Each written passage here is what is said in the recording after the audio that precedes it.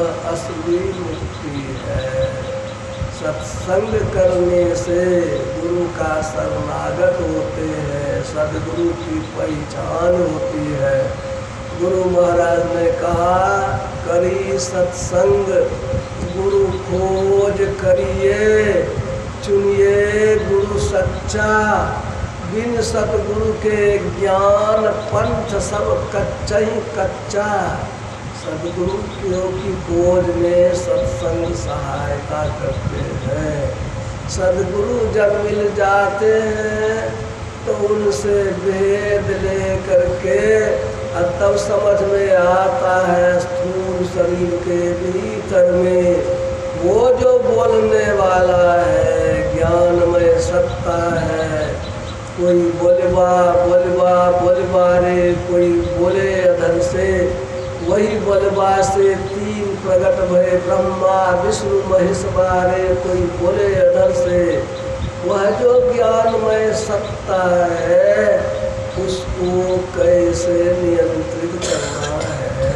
जो वेद मंत्र के प्रारंभ में ही आया है, वह क्या आया कि मान बुद्धि योग, यानी सत्संग करेंगे, बुद्धि से पहले जानेंगे। दूसरी बात आई मानस योग, मन को कैसे जोड़ेंगे। मन को जोड़ने के लिए मानस योग क्या है? मानस योग है मन को लगाना। कई तरीके से मन को लगाते हैं। कि बगीचे में बहुत से फूल हैं, भौरा फूलों पर उड़ता रहता है, मंडराता रहता है। यदि एक ठो फूल रहेगा तब कहाँ जाएगा भौरा? उसी फूल पर रहेगा या कई फूल पर। इसी तरह से एक ही नाम के सहारे, एक ही रूप के सहारे मन को स्थिर करने की जो क्रिया है यह मानस योग के लिए है। मानस जप और मानस ध्यान, कुछ शब्दों में मन को लगाकर रखना मानस जप, और एक रूप में मन को लगाकर रखना मानस ध्यान। मन का तदाकार होना, फंसा कर रखना। यह जो है मानस योग करते हैं गुरु से सीख करके, तो मन की एक ओरता की शक्ति बढ़ती है। लेकिन और अधिक सिमटाव चाहिए आगे बढ़ने के लिए, और उसके लिए दृष्टि, अग्नि की ज्योतियों का योग करना। ये दृष्टि देखने की शक्ति बाएं आँखों से निकलने वाली ये जो ज्ञानमय शक्ति है दाहिने आँखों से भी निकलती है। दोनों को जोड़ना, एकत्र करना, अग्नि की ज्योतियों को योग करने का यही मतलब है। दृष्टि की धारों को एक करना असली योग यही है। एक दृष्टि करी समसरी जाने, जोगी कहिए सोई वह जोगी। साधु सोई निर्मल गुण सारा, बारह दृष्टि करे उजियारा। जौ मराल मन कबू न मैला, मन ज्ञान तूले में तौला। करी कमान घीचे दिन राती, जय नहीं काल करे उत्पाती। दरिया साहब की वाणी सत्संग योग में है, उसी में यह है। ये इसमें ये जो है दृष्टि की धारों को जोड़ना, ये हुआ अग्नि की ज्योतियों का योग करना। और इस क्रिया के द्वारा तब स्थूल मंडल से सूक्ष्म में गमन करने की शक्ति आती है। साधुता के लिए यह पहली बात है। जितनी बड़ाई सुने गुरु महाराज की, दल बहादुर बाबा की, सिद्धर बाबा की, उस समय के जो लोग हैं देखते होंगे, बातचीत भी करते रहते थे, तो उन लोगों की निगाह कहीं और रहती थी, कहीं और ख्याल में खोए रहते थे। दृष्टि की संभाल उन लोगों की बहुत अधिक थी। वह संभाल हम लोगों को भी हासिल करना चाहिए, प्राप्त करना चाहिए। और उसका पहला अभ्यास है आंखें बंद करके अंतर में ठहरना, एक ख्याल में रहना। इसलिए आंखें बंद करके अंतर में ठहरना, इससे परिवर्तन शुरू हो जाता है। अंधकार को देखना जहाँ से शुरू होता है, वहीं से भीतर में ठहरना शुरू होता है। ठहरेंगे तब न देखेंगे। असमट करके ठहरना, सिमटी निगाह से ठहरना, वह विशेष अर्थ रखता है। वहाँ सिमटी हुई निगाह से देखना क्या लाभ होगा। रामायण में आया है, कामादिक गुण दोष अनेका, मोह मनोज आदि अविवेका, रहे व्यापी समस्त जग माही, अतहि गिरि निकट कबहु नहीं जाहि। आज मुसुंडी जी जिस पहाड़ पर रहते हैं, वह क्या है, उस पहाड़ के नजदीक काम क्रोध लोभ मोह, पहाड़ के नजदीक को नहीं जा पाता है। पहाड़ पर तो नहीं जाता है। वह पहाड़ कहाँ पर है? आग भुसुंडी जी का पहाड़, किसी रामायण में इसका खुलासा वैसा नहीं है जैसा गुरु महाराज ने किया है। गुरु महाराज ने साफ साफ लिखा है कि मनुष्य के पीठ में जो रीढ़ की हड्डी है, सीधी खड़ी धार है, वही सुमेरु पर्वत के ऊपर का जो हिस्सा है। और जब साधक ध्यान करता है तो पहले वही पहाड़ पाता है। पहले क्या पाता? अंधकार। यानी कि अंधकार में भी केवल स्थिर रहे तो काम क्रोध मनोविकारों से बचने में इसको मदद मिलती है। सिमट करके ठहरेंगे उस पहाड़ पर तो परिवर्तन शुरू हो जाएगा।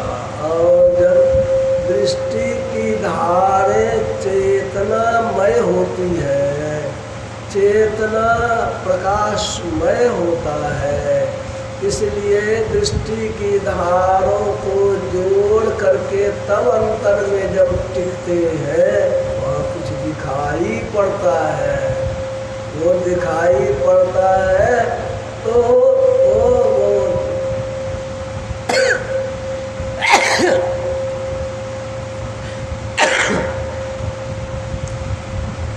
वो साधना की शुरुआत वहाँ से होती है। बीज पड़ जाए, ठहराव हो जाए, अल्प टिकाव हो जाए, तो उसका जो है रूपरेखा बदलना प्रारंभ हो जाता है। कहने का यह मतलब है अंतर में समझ करके ठहरना, देखना। साईं बाबा के भजन में आया है, गुरु जुगती सोए ताक गगन में। गुरु जुगती से ताक गगन में, तब झलके एक तारा रे, असो तारा गुरुदेव बतावे ज्योति महल का द्वारा। गुरु महाराज के भजन में अधः ऊर्ध्व और बाएं दाएं, अधः नीचे ऊर्ध्व ऊपर, बाया दाया, अधः ऊर्ध्व बाएं दाएं, पिछू पीछे भी नहीं, पांच ही छूट गया तक क्या बचा?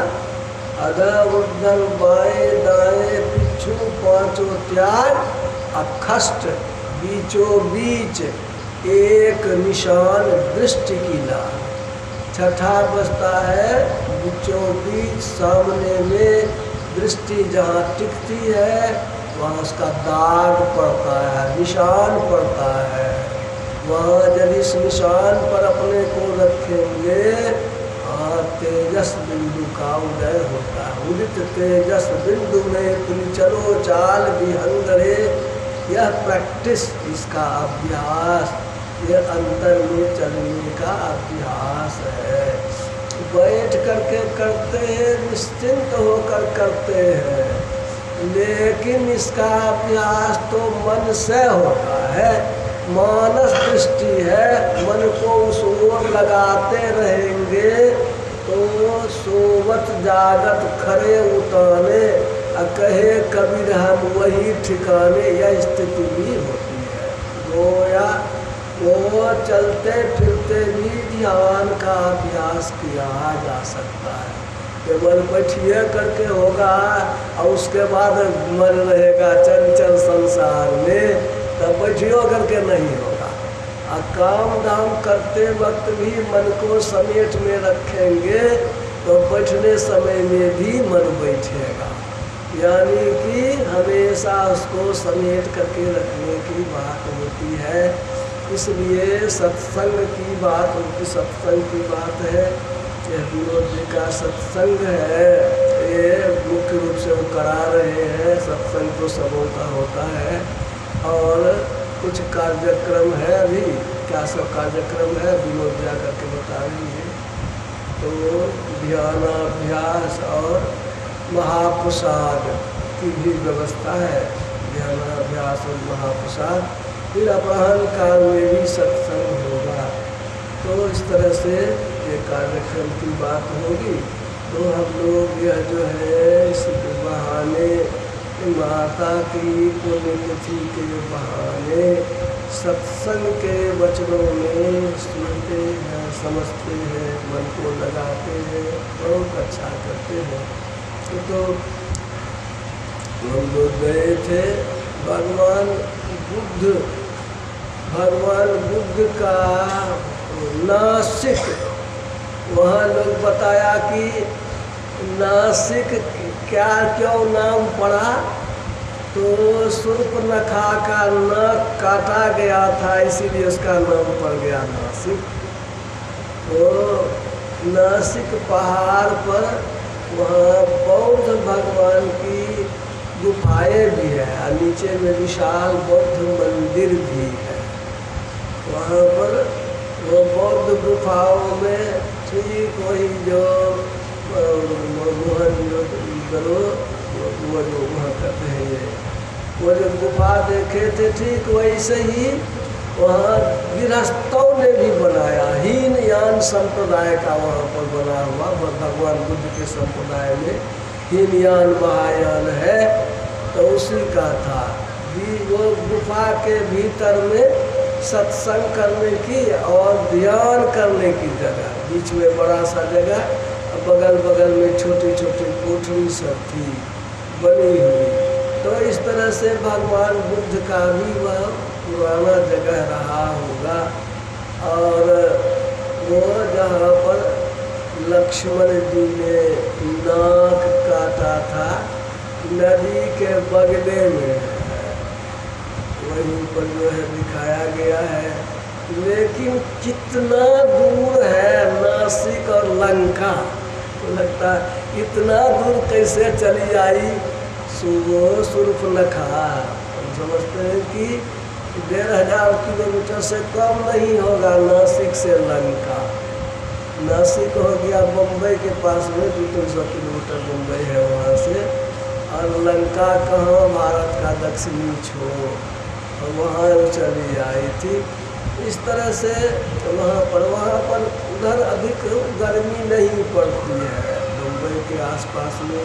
और उसके पहले मैसूर में थे, तो मैसूर में तो दिन भर जो है चैत महीना जैसा, रात में जो है एक चादर तो मोटा सा ओढ़ना, वर्षा हो गया तो मोटका चादर ओढ़ना, कंबल ओढ़ना पड़ जाता है।